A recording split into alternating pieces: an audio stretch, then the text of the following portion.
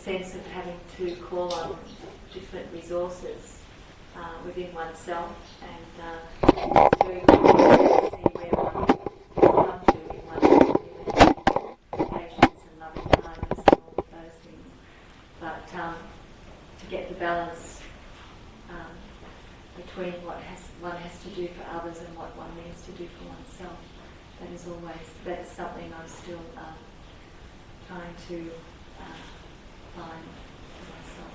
So perhaps if I could speak about that, would be helpful.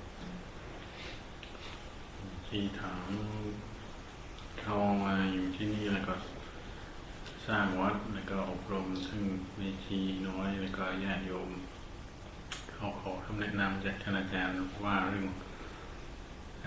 เราจะฝึกตัวเองด้วยแล้วก็ฝึกคนอื่นแล้วก็สร้างวัดพร้อมกันเราจะ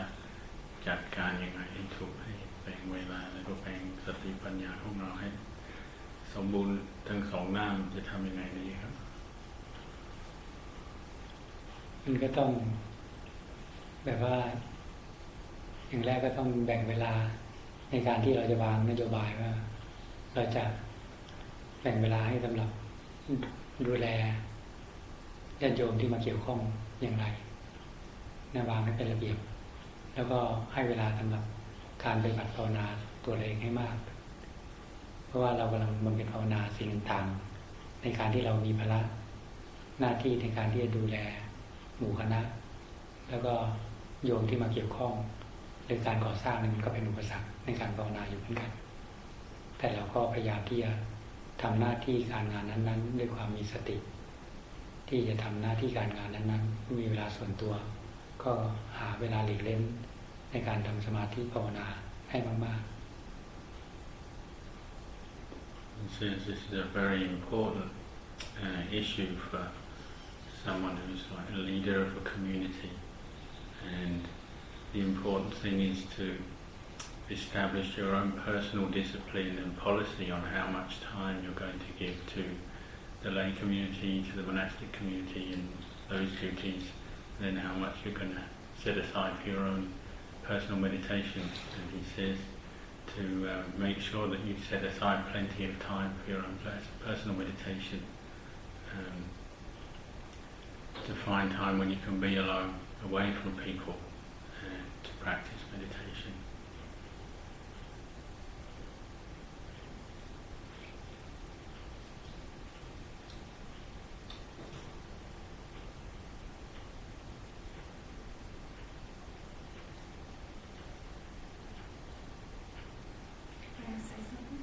Sure, yeah.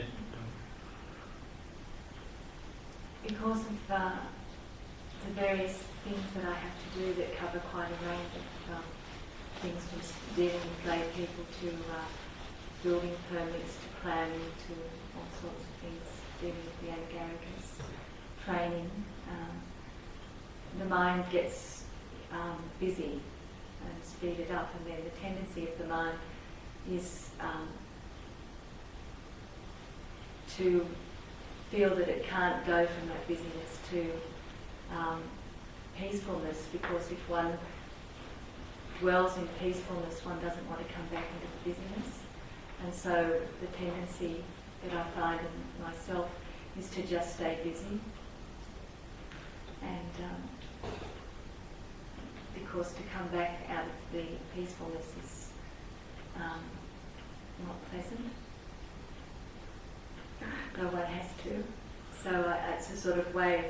preserving myself from that difficulty, is to stay busy. เรามีปัญหาอย่างหนึ่งคือปกติงานก่อสร้างงานสอนพวกหมู่คณะเขาญาติโยมทำให้จิตต้องใช้ความคิดประจำที่เป็นเหตุให้ฟุ้งซ่านก็เลยเวลาทำสมาธิภาวนาอยู่คนเดียวก็จะชอบแล้วก็ชอบเข้าหาที่สงบทางจิตใจแต่ว่าเวลาออกจากความสงบมาบริหารต่อและสอนต่อจิตก็จะฟุ้งซ่านต่อทำให้เขา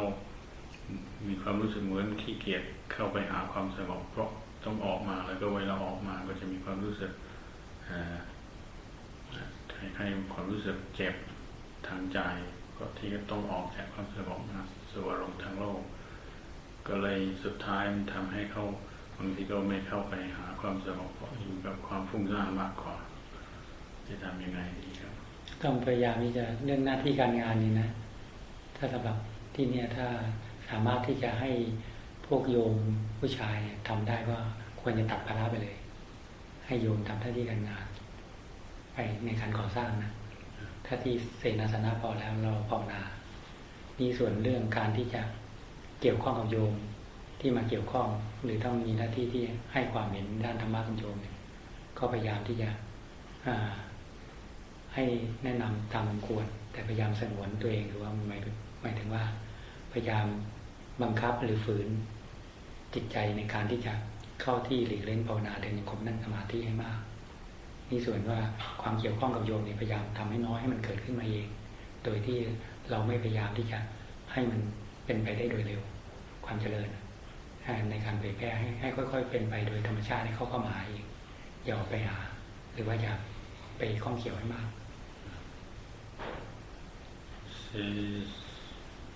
Some advice on how to maybe do things as far as building goes and planning permits and these things. Try and delegate as much as you can.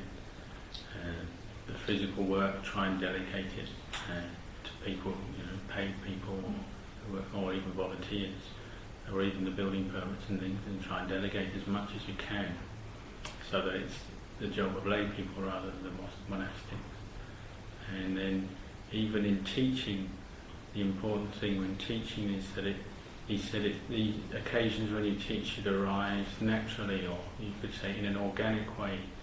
so that you're not setting up a situation where you're going out looking for people to hear the Dhamma. You're not setting a situation up where you're forcing yourself to go out and teach so much that you get tired from that. If people come to hear the Dhamma from you, that's okay, but let it happen in a natural way. When they're ready, they'll come. Even if it means not so many people come to the monastery and you don't develop the monastery so fast because there's not so many people coming to help, that doesn't matter. Better to protect your own practice and develop the monastery at a slower pace. And he said you should make priorities always to find time to go back and practice sitting and walking meditation.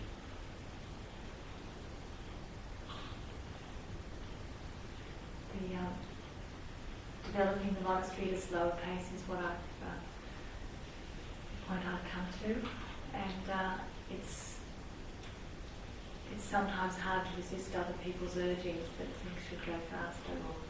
wouldn't it be good if we did this or had that? And I've really come to the point where I know what my limitations are, so I'm quite happy to develop at a slower pace and also to limit my outside engagements. In fact, I do the least number of outside engagements that I can. So it's very supportive to hear Ajahn Chah's advice to be comfortable with going at a slower pace, because it's sometimes other people who are urging that the monastery should grow quickly because we have got financial support and there are people who want to come and train here, but there's only one me. So I have to be quite firm and clear about my limitations, and that's something I'm only really feeling comfortable about in the last little while. เอามาถึงจุดนี้ก็พิจารณาก็ตรงกับที่ท่านจะพูดต่อไปก็พยายามตัดกิจนิมนต์ข้างนอกให้น้อยที่สุด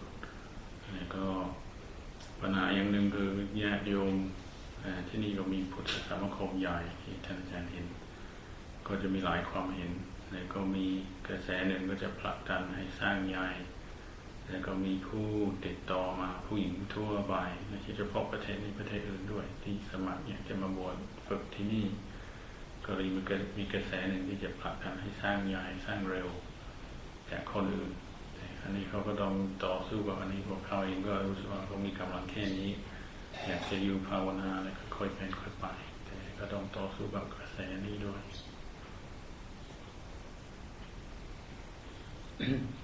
ถ้าเราจะมุ่งภาวนาเนี่ยเราก็ต้องพยายามควบคุมไว้เนี่ยแบบที่โยมเขามีความเห็นก็ถูกแล้วพยายามควบคุมให้มันค่อยเป็นค่อยไปแล้วก็เพราะว่าเราต้องหลีกเล่นภาวนาทำตัวเราให้ดีซะก่อนจึงค่อยสอนบุคคลอื่นนี้ถ้าเราไปมัวเผยแพร่มากจิตใจเราก็หวั่นไหวที่จิตใจเราก็ไม่มั่นคงมันก็จะทำให้เสียการภาวนาแต่ว่าถ้าเราหลีกเล่นแบบนี้สถานที่ตอนนี้ศาลาที่พักที่ฉันก็พอสมควรกุฏิเสนาสนะก็มีแบบนี้เราก็หลีกเล่นภาวนาได้แล้ว He says, yeah, he agrees with what you just said. He thought that sounded quite good to take things as slowly as you can. He's seen many people, many Dhamma teachers take on too much, and when you go out teaching a lot, getting involved in a lot of activities with lay people and so on, leads to meditation degenerating. The mind starts to become shaky. And weaknesses emerge in your meditation, and that's what suffers when the more you take on it outside, then the more your internal meditation suffers from that. So he says, from what he can see, you've got your main building here very well set up, you've got kutis, so actually you're reasonably well set up already, and so you can't see any reason why you can't spend a lot of time practicing now, and other duties just leave them to a minute. Now in the middle of planning our next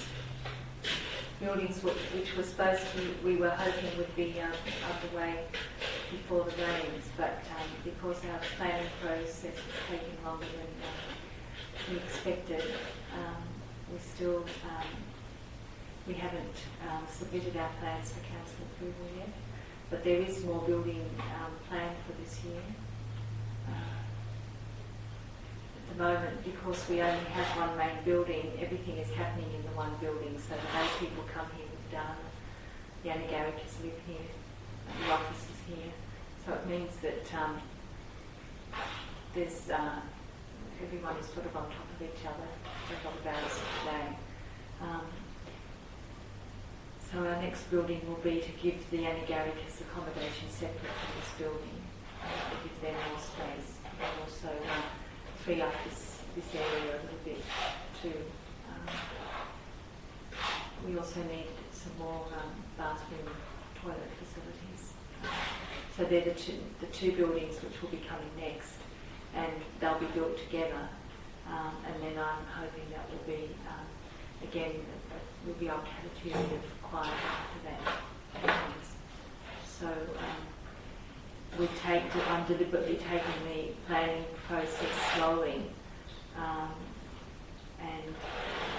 maybe some people think it's too drawn out. Should have happened already, but it's a lot to do just to run the monastery, have lay people coming every day and dealing with all of those things. มีปัญหาอย่างหนึ่งที่หลังนี้พร้อมแล้วแต่ยังเป็นที่โยมจะมาทำบุญทุกวัน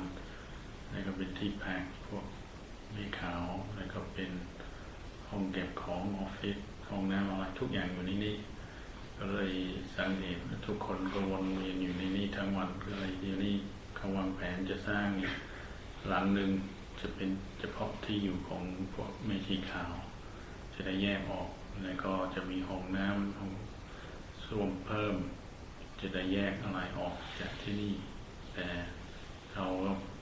กำลังวางแผนอยู่แต่ก็ทำช้าๆยังไม่ได้ลงมือสร้างเขามีเงินพร้อมมานานแล้วเงินไม่ขาดแต่ว่าวางแผนช้าๆแต่ว่าก็ต้องสร้างก็ดีคิดแบบนั้นก็ดี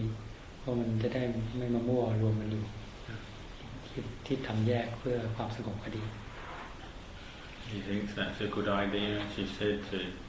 space things out a bit so accommodation and toilets and things are separated off so that it's not everyone's in one place all the time. มันจะได้เป็นสัดส่วนขึ้นนะมันจะได้เป็นสัดส่วนขึ้น ต่างของโยมมาทำบุญก็อยู่ส่วนหนึ่งโยมชีก็อยู่ส่วนหนึ่งก็จะเรียบร้อยดี We think that would be a well-planned monastery would be like that. You have accommodation separate from the place where lay people are coming every day. So that's quite appropriate.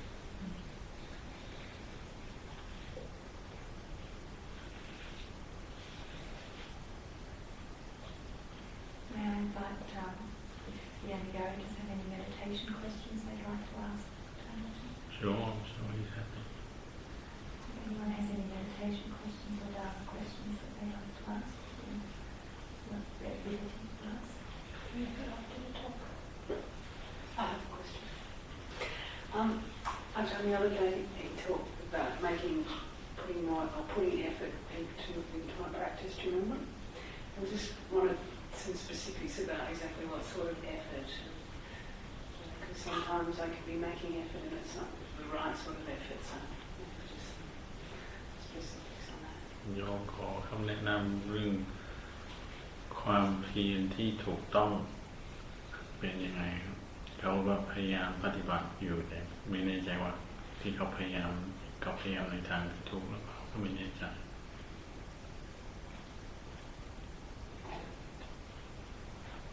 การปฏิบัตินั้นก็ต้องให้อยู่ในทางของศีลสมาธิปัญญาเนี่ยคือว่าให้ดำเนินอยู่ในศีลสมาธิปัญญาแล้วการที่จะทำความเพียรในแต่ละวันเนี่ยให้ดูในเรื่องของการรับประทานอาหารเนี่ยพยายามให้พอดีอย่าให้มากเกินไปอย่าให้น้อยเกินไปการนอนก็พยายามควบคุมให้เป็นเวลานอนให้พอดีอย่าให้มากเกินไปอย่าให้น้อยเกินไปถ้าใหม่ๆเนี่ยถ้าภาษาของคนไทยนะกินน้อยนอนน้อยทำความเพียรมากให้ควบคุมมันไว้ก่อนให้น้อยไว้ก่อนแล้วค่อยๆดูความพอดีแล้วเราค่อยเพิ่มถ้ามันน้อยเกินไปเราก็เพิ่มมาให้พอดีถ้าเช่นนะกินน้อยเกินไปเราก็เพิ่มให้พอดีนอนน้อยเกินไปเราก็เพิ่มให้พอดีถ้ามันสมาธิไม่เกิดแต่ความเพียรนี้ต้องให้ทำความเพียรให้มากในแต่ละวันแต่ละคืนเนี่ยให้มีความไม่ประมาทให้ทำความเพียรให้มากนี่เราต้องควบคุมตรงนี้ก่อน It says the guideline for all right effort is always should be within the bounds of sila, samadhi, panya. And he says, especially for new members of a monastic community, the important thing is to find the right level for all these different things. So like food, he says, to find the right amount of food to eat in one day, not too much, not too little, the right amount which will give you energy to practice. With sleep, to find the right amount of sleep, so you're not sleeping too much, but you're not sleeping too little either. In Thailand we have a phrase, eat little, sleep little, and practice a lot. And talk little. Huh? And talk little as well. Yeah, he didn't say that. But when they say eat little, sleep little, what it means is, first of all, you reduce your amount of food, you reduce your amount of sleep, and then if you find that that's not working to give rise to samadhi, then you can increase it a little bit to come back to a middle way. But it's a general tendency that we indulge in these things to sort of reduce it a bit to start with. And then he said that the main thing is to put a lot of effort into your practice in the day and at night as well. Do a lot of meditation, sitting and walking. ไม่ว่าจะยืนเดินนั่งนอนก็ให้มีสติและพยายามทำความเพียรนั้นให้เป็นปฏิปทาที่สม่ำเสมอแบบที่หลวงพ่อชาท่านว่า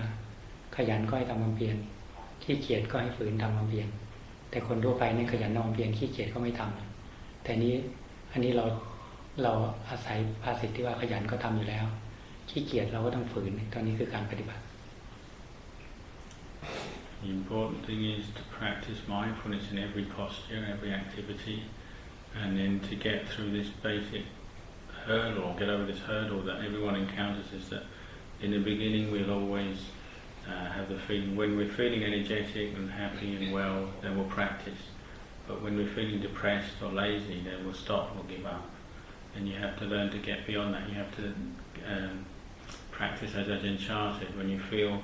energetic you practice, when you feel lazy you still practice. And that's a very important point in the beginning, to be able to practice when you don't want to practice or you feel down, to still practice.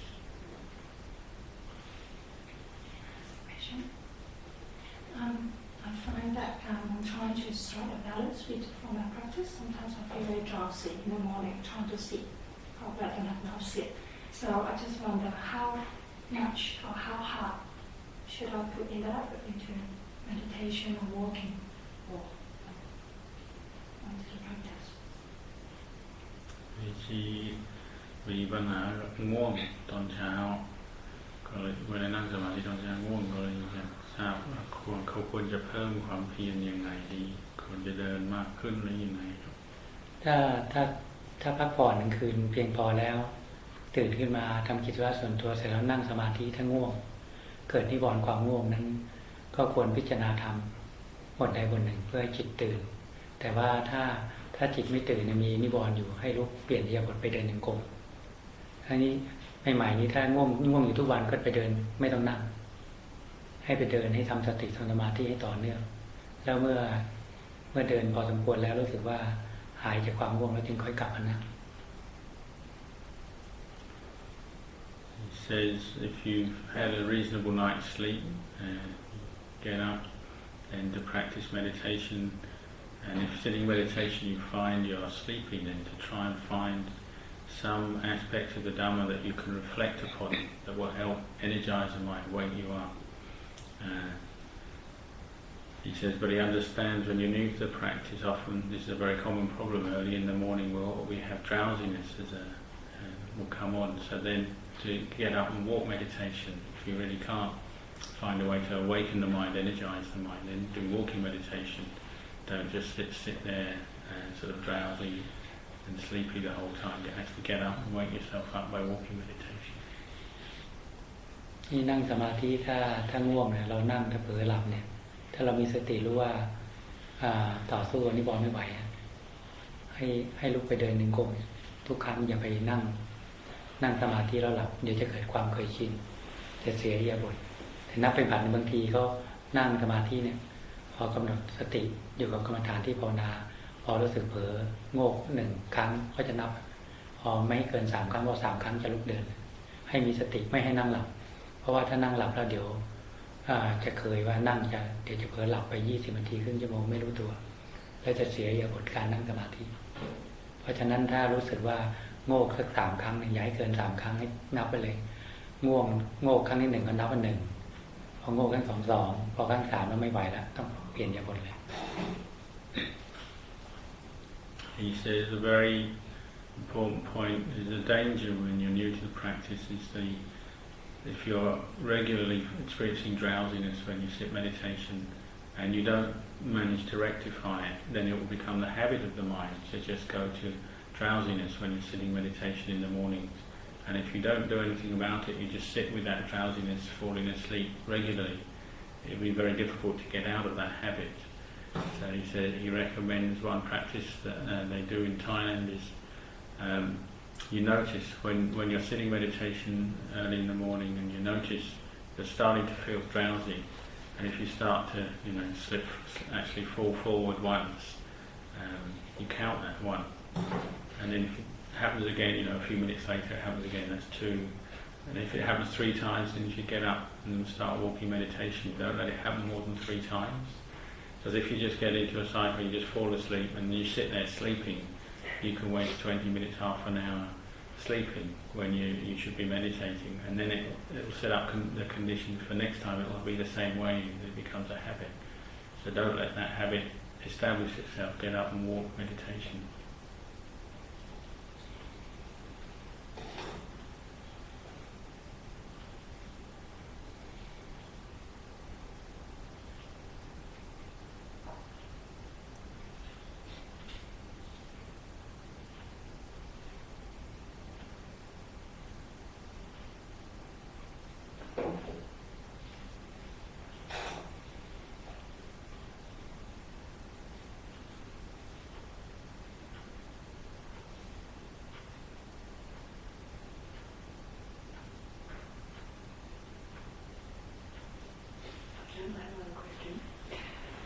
just wondering how I reconcile the teachings in the Kalama Sutta that talks about not following tradition blindly because it's been followed for generations, and then coming into this new form, Theravada form, and then finding certain traditions that that seem to be passed down from generation. So reconciling, just accepting that with the teaching of not following those sorts of things.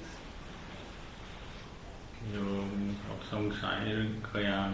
กาลามสูตรที่พระพุทธเจ้าเนี่ยนะ ไม่ควรจะปฏิบัติเพราะความเชื่อหรือเพราะได้ฟังมาหรือเป็นประเพณีไม่ควรจะพิจารณาจึงจะปฏิบัติ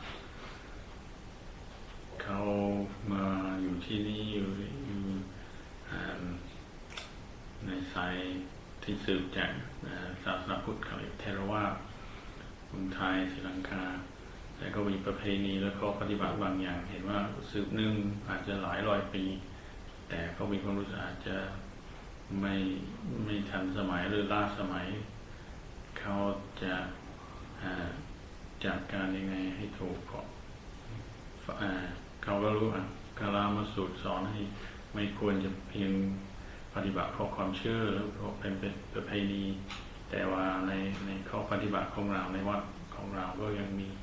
ข้อปฏิบัติที่ยังเป็นประเพณีเขาควรจะปฏิบัติยังไงครับก็บางทีเราก็ต้องปล่อยวางก็ต้องทำตามระเบียบไปก่อนที่มีอยู่แต่ว่าเรารักษาใจของเราเนี่ยให้ดำเนินอยู่ในศีลสมาธิปัญญาเมื่อเราจะมาอยู่ในหมู่คณะอย่างเงี้ยแต่เราก็มีประเพณีอะไรบางอย่างเราอาจจะไม่เห็นด้วยแต่เขาวางความเห็นนั้นไว้ก่อนแล้วก็ทำไปกับหมู่คณะไปก่อน He says in the beginning when we come into a monastic community or practicing in a tradition, even if we feel some of the monastic practices or customs, traditions aren't correct or they don't fit with our own views,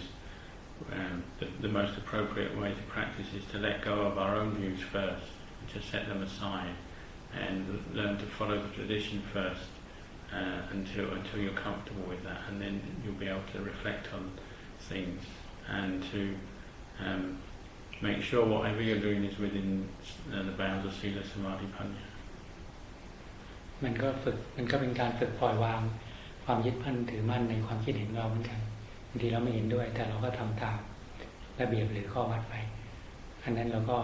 ไม่ยึดมั่นถือมั่นในความคิดเราเท่ากับเราฝึกปล่อยวางความยึดถือในจิตใจของเราเหมือนกัน He says this is a very valid way of practice. If we have a particular views and opinions come up about the right way of practicing,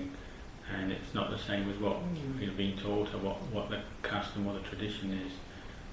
to let go of those views and opinions is a very valid way of letting go of our attachment to self. So it's quite a skillful way to teach yourself, is to let go of your opinions on with different practices, about different practices. So what sort of traditions then would the Buddha have been referring to then? Traditions that would have been outside the bounds of Sila Samadhi? ในกรณีที่พระพุทธเจ้าเคยตรัสคารามสูตรองค์พระพุทธเจ้าจะไม่ถึงประเพณีหรือคำสอนที่สืบมาพวกนี้ก็จะไม่ถึงสิ่งที่นอกพุทธศาสนาหรือท่านจะไม่ถึงอะไรเวลาท่านสอนอย่างนั้นคือว่าท่านไม่ให้งมงายไม่ให้เชื่ออะไรง่ายๆที่เป็นประเพณีสืบต่อกันมาหรือได้ยินได้ฟัง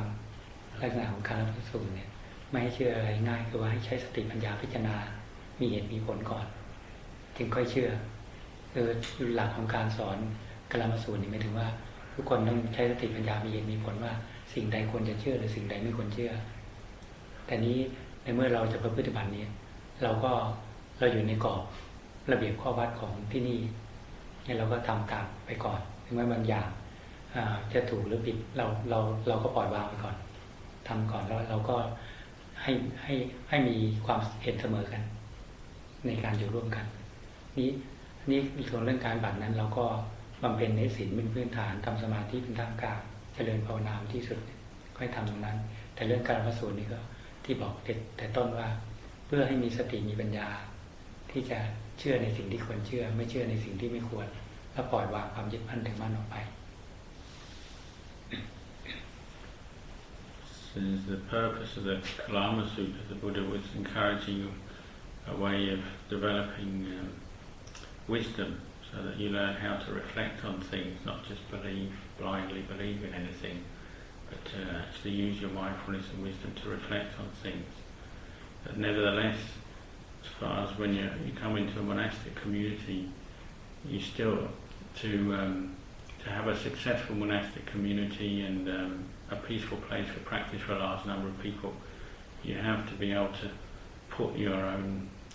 views and opinions aside, learn that as a skill, and then follow whatever the standards of that community are. So they're not actually going against each other. Say the Kalama Sutta are coming into a monastic tradition to practice. You just have to understand what its purpose was, which was giving you a tool to reflect on things.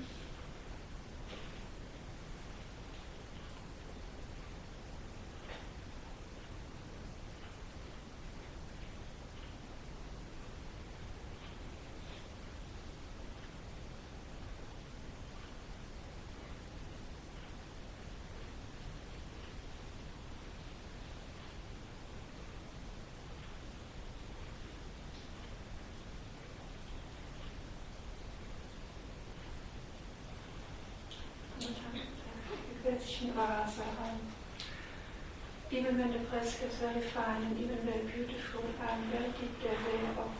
every movement is stressful. Very deeply, the slightest movement of the mind, or even the very, very subtle breath, is very stressful, and there's that urge to go beyond, and yet I can't. You just wanted comments on that? Oh yes, well,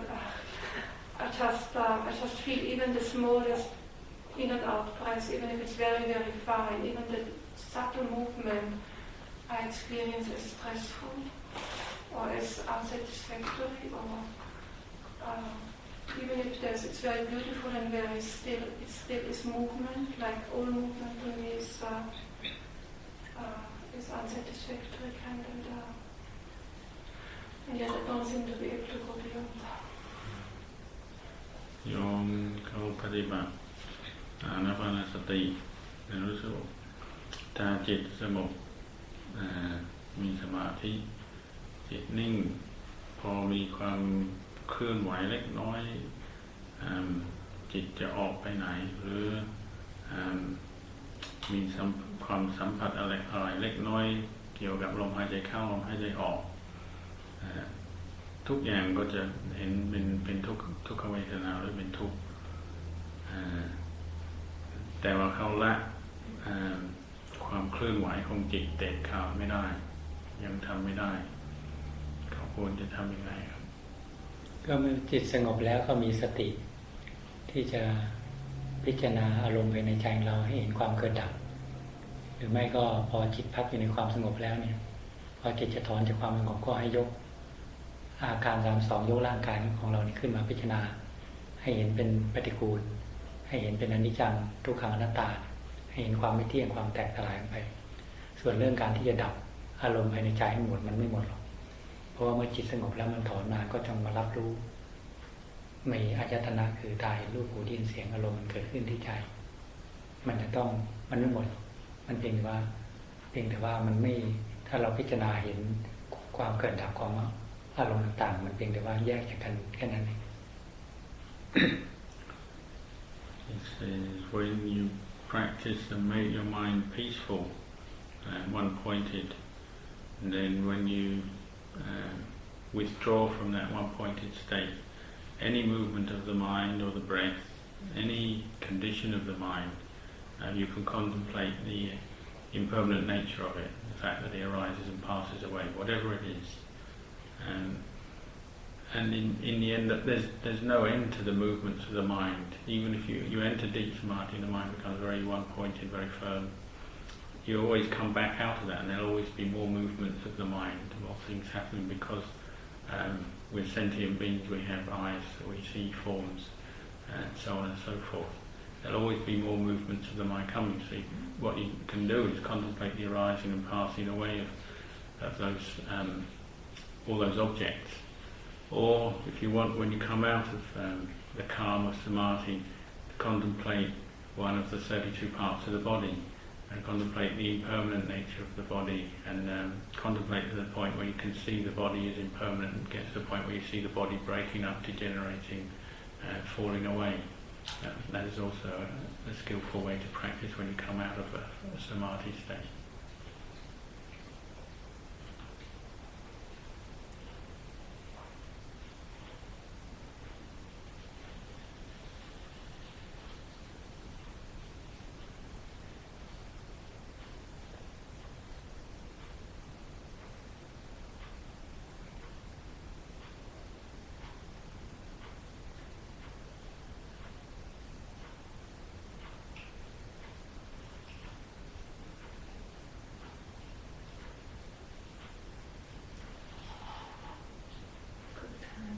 Offer some words of advice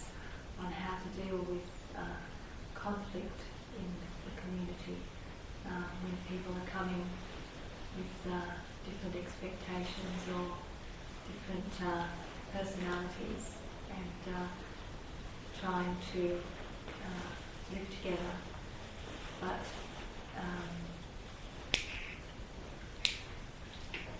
being aware of those differences sometimes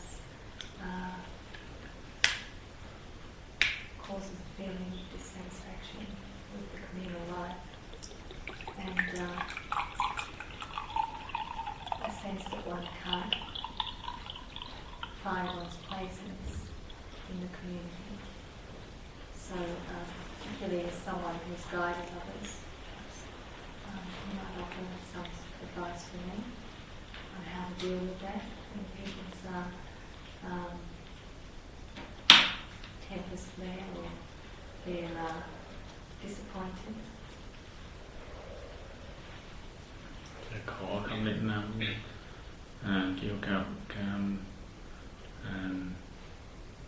สร้างความสามัคคีกันในหมู่คณะทั้งหมู่คณะที่อยู่ประจำและก็ญาติโยมที่มาเกี่ยวข้องด้วยเวลาความที่ความเห็นแตกต่างกันความนิสัยความรู้สึกก็แตกต่างกันบางทีก็มีการขัดกันบ้างไม่เห็นตรงความเห็นไม่ตรงกันบ้างในเนี่ยที่เป็นหัวหน้า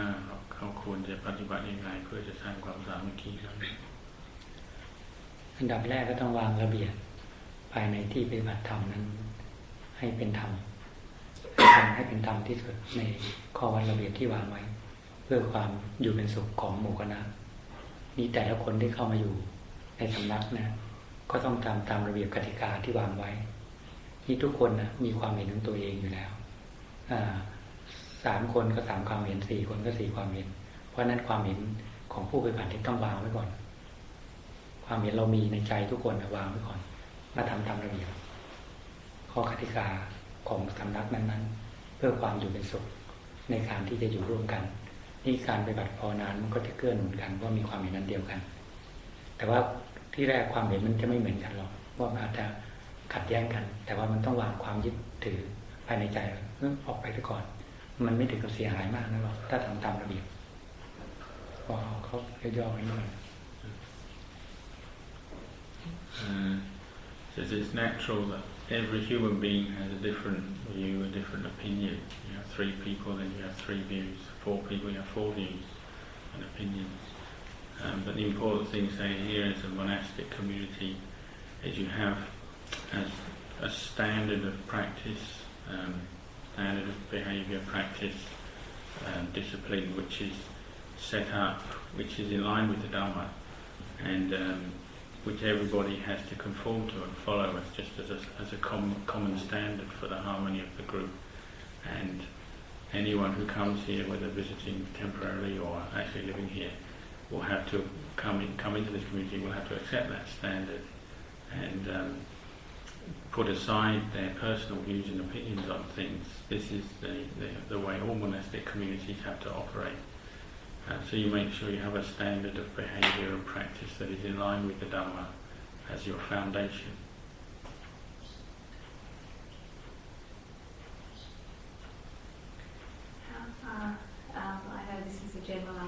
but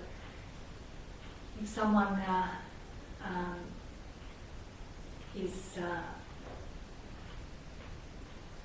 indicates that they want to undertake the training,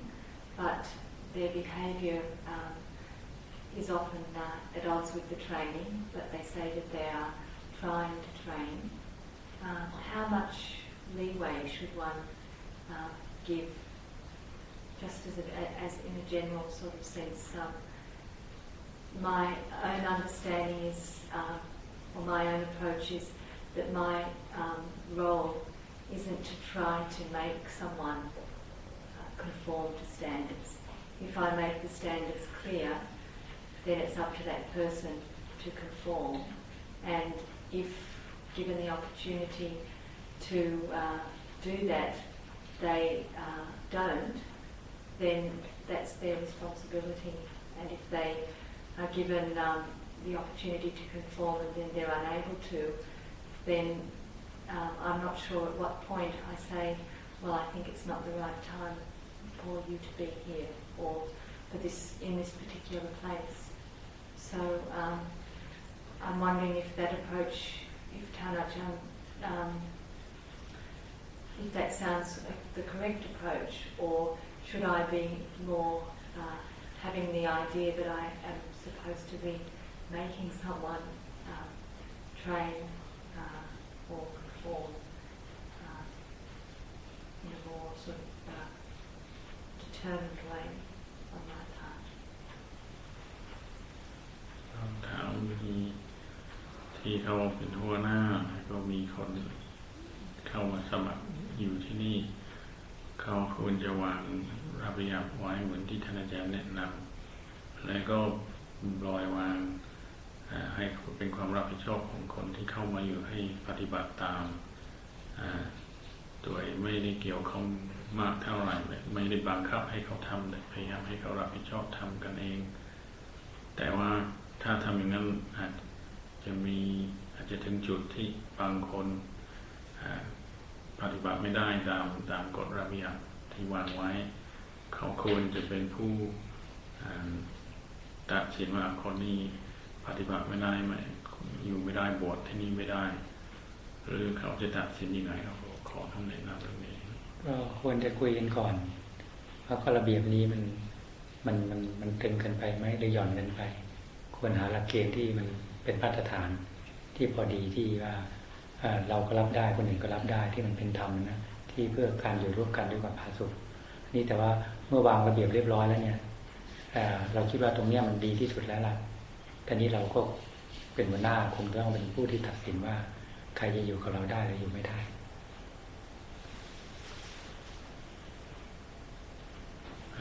He says probably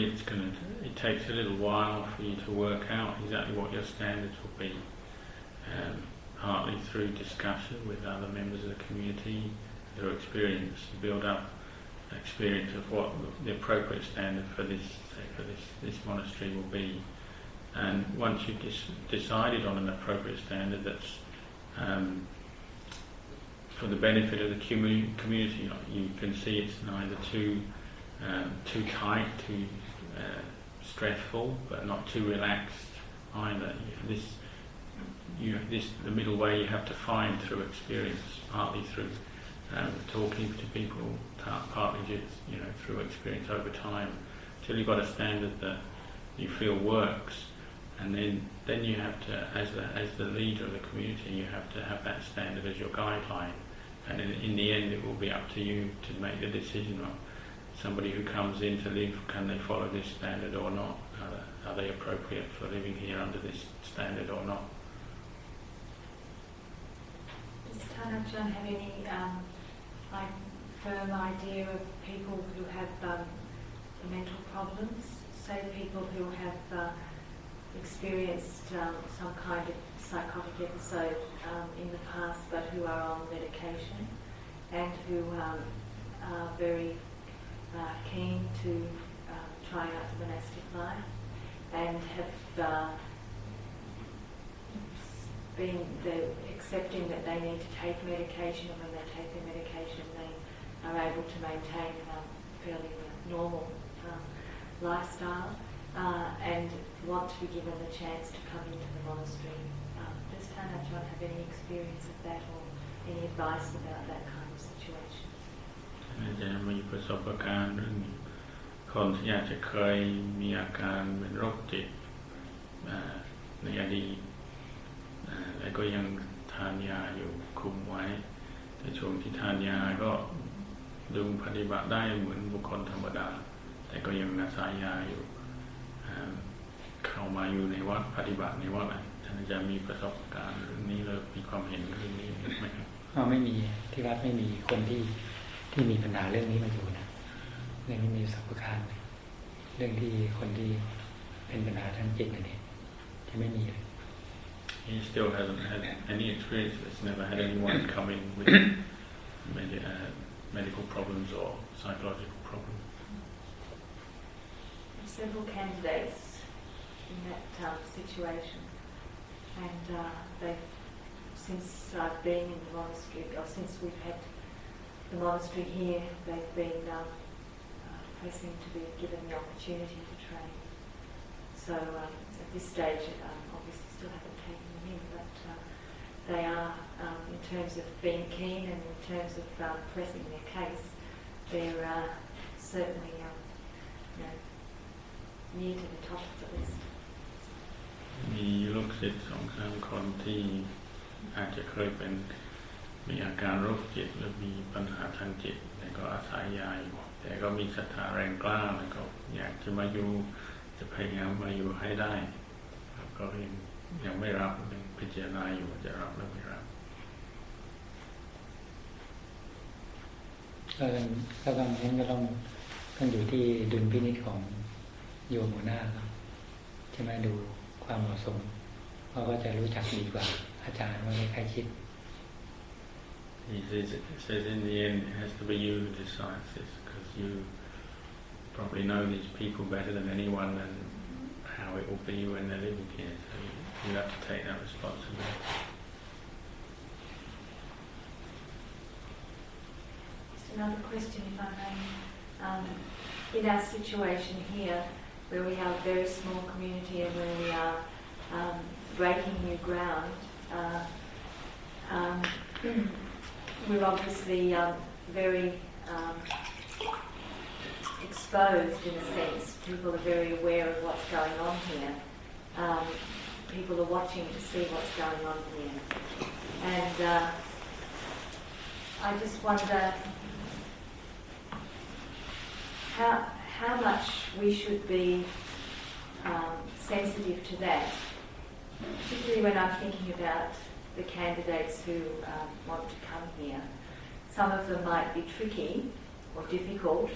or perhaps don't make the best impression initially. And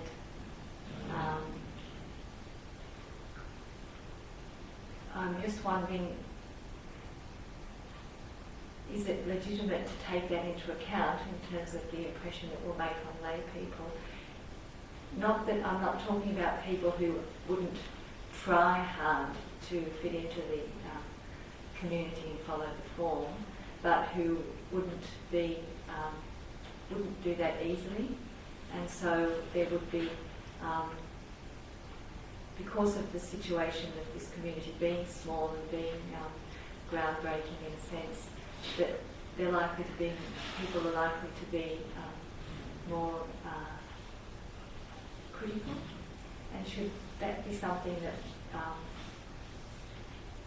should take into account when taking people or giving people the opportunity to train here?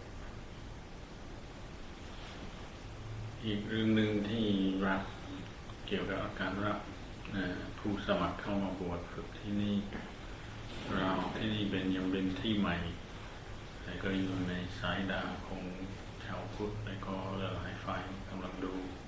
แต่เขาก็ยังมีความรู้สึกเป็นผู้ใหม่เขาก็เลยพยายามค่อยๆเป็นค่อยไปแต่ในเกี่ยวกับคนที่จะรับเข้ามา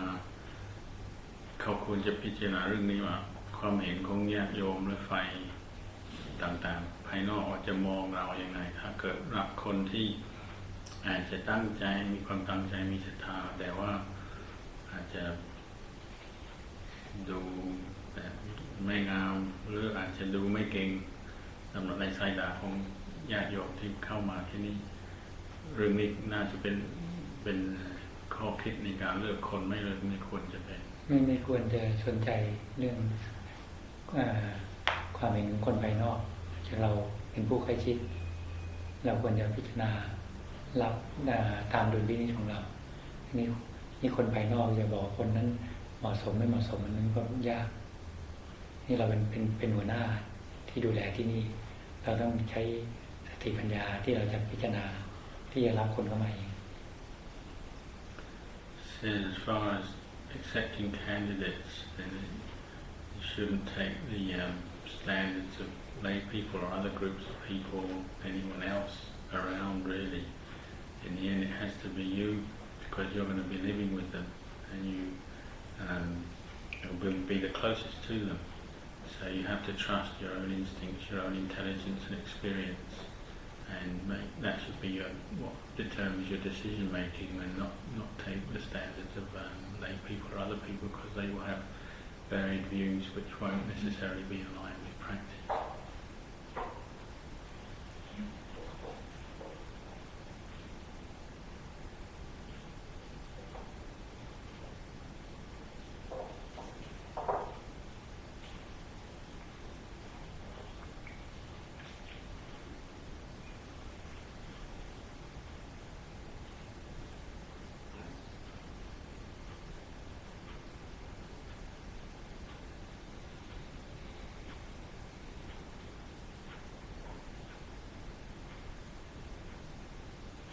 มีกุฏิทั้งหมดกี่หลังเนี่ยมีอยู่4 คน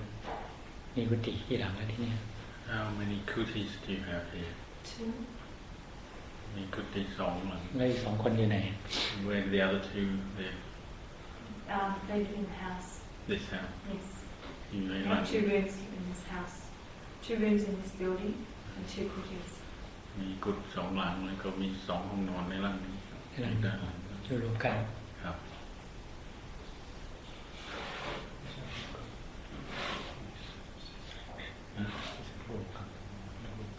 ก็อยู่คนละห้องแต่ว่าอยู่หลังเดียว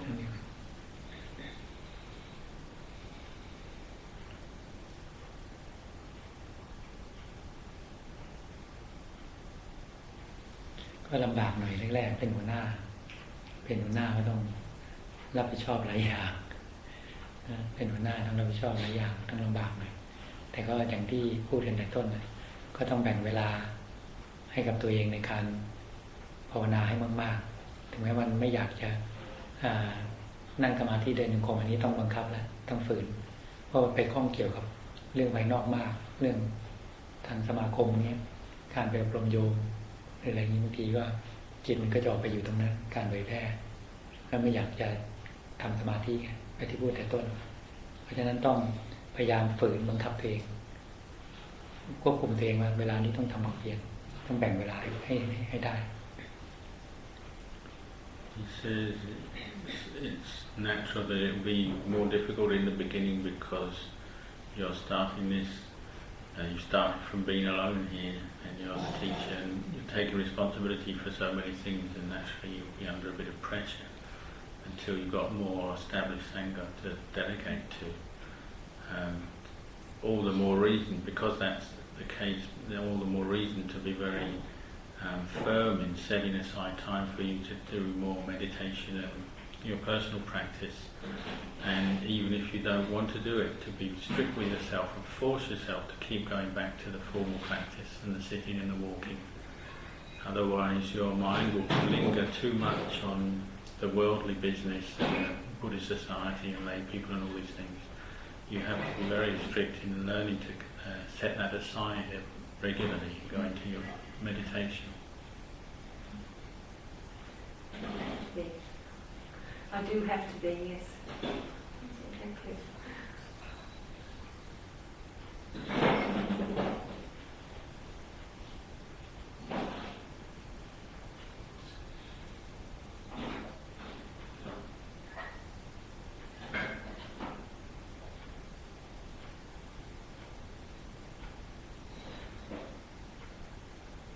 ตอนนี้เรื่องงานเราทางโยมไม่ต้องไปช่วยคนงานเลยใช่ไหมไม่ต้องยุ่งเลย Do you have to do a lot of physical work in the monastery? Say like this, you say in this guy, do you have to actually go and help him physically do things? We do have times when we do physical work, when we have projects on, or busy bees, or that sort of thing. The upkeep of the monastery. In themselves, they're not things like cleaning out the gutters and those sort of things we do ourselves. So watering, we've got revegetating that disused gravel pit that you came through. So watering the plants, those sorts of things we do ourselves. Just maintaining the monastery. But the building work we don't do ourselves. งานก่อสร้างเขาไม่ได้ทำเขาจ้างคนแต่งานดูแลวัดเขาก็ต้องทำแบบล้างรักษาความสะอาดล้างแทงน้ำล้างน้ำแล้วก็สำคัญก็ปลูกต้นไม้ในบริเวณที่เราผ่านมาที่เขาขุดลูกหลังตะกอนเขากำลังปลูกต้นไม้อยู่เพราะมันเป็นที่โล่งปลูกต้นไม้แล้วก็ต้องดูแลรดน้ำจะเป็นงานไม่หนักเหมือนงานเบาก็ดูทำกิจวัตรแค่นี้ก็พอแล้วดูแลเรื่องเสนาสนะทำความสะอาดเรื่องต้นไม้แค่นั้นก็พอแล้วเรื่องงานก่อสร้างตัดให้เป็นของโยมผู้ชายก็ดีแต่ท่านไม่เป็นภาระมาก Yeah, that sounds about the right level. He says don't get involved in any of the building. That will be lay people's job, and just do what you have to do to maintain the place and plant trees and things. Yes. That's certainly how we try to keep it. And we do have groups of lay people come from time to time, and if we've got a project, we try and do it on those occasions. So there are things that we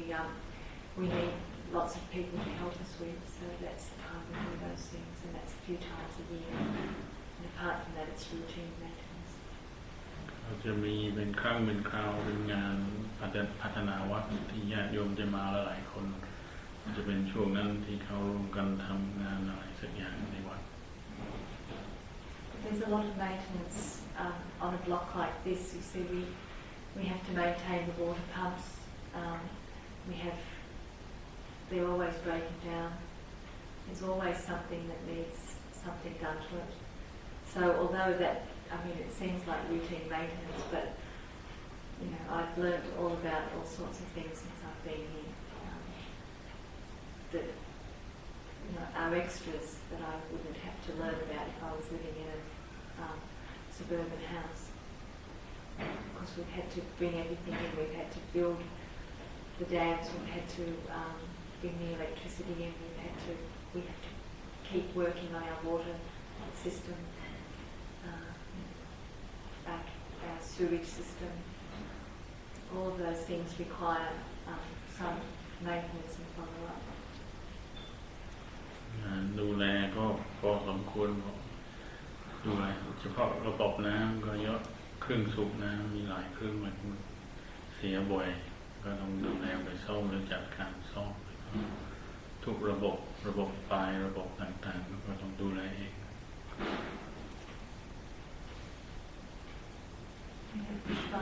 bushfire management plan and things that come around every year that have to be done. We have to burn up and do our fire breaks, and this is a big property, so it's time consuming and physically tiring to keep up with some of those things. For example, we didn't until just last month, we didn't have a vehicle that could actually go around the property, so very often I have to walk around the property or walk around the fire breaks to check up that the fire break contractor had actually done the fire breaks correctly. The moment we're putting in a new road, we've bought land through the neighbouring property, and we've got put in a new road, and I have to supervise the contractor doing that. I have to supervise the contractor who does the roads through the property every year. So these are things which require time and energy, and I'm husbanding the money of the Buddhist society, so I have to make sure that the jobs get done properly. So now I'm a road contractor as well. เส้นใหม่เข้ามาจะเป็นเส้นตรงแล้วก็ต้องดูแลรถไถก็จะทำที่กันไฟรถตามแนวรอบที่ของเราไกลสมัยก่อนต้องเดินหลายกิโลแต่เดี๋ยวนี้เขาเพิ่งมียมถวายรถ4 wheel นั่งรถไปนั่งรถไปดูครับที่กว้างก็ต้องดูแลเหนื่อยเหมือนกันเนาะพัฒนาวัดใหม่ๆก็เนี่ยนะHe understands that you're tired and I think he understands that all new places are like this. There's no choice, but it has to be like this.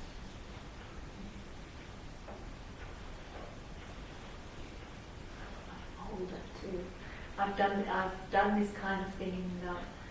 Sri Lanka and other places, but I was younger then. Just had my 18th monastic anniversary, so it's 20 years off from having done this kind of thing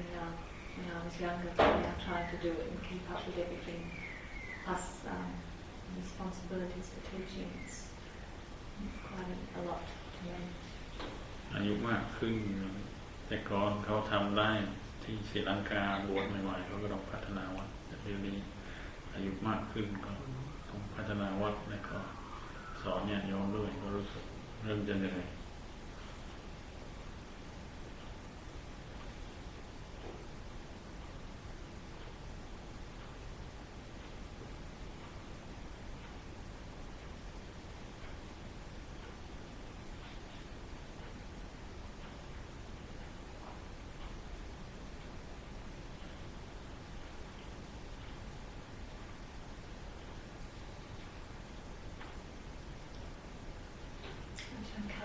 You must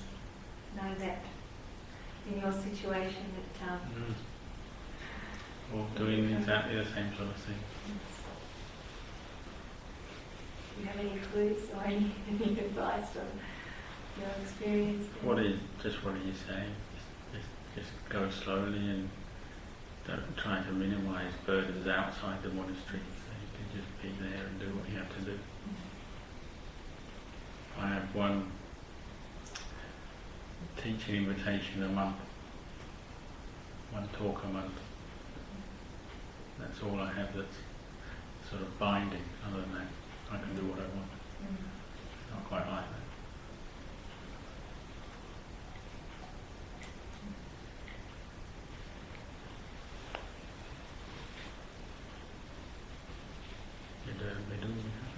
Maybe we should go for a walk.